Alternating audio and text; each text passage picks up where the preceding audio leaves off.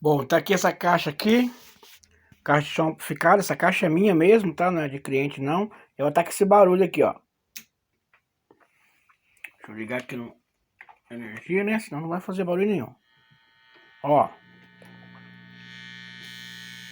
Eu vou tentar descobrir o barulho dela. Se você quer saber como é que vai ficar, se eu vou conseguir ou não, porque eu não sou estudado não, mas eu descubro.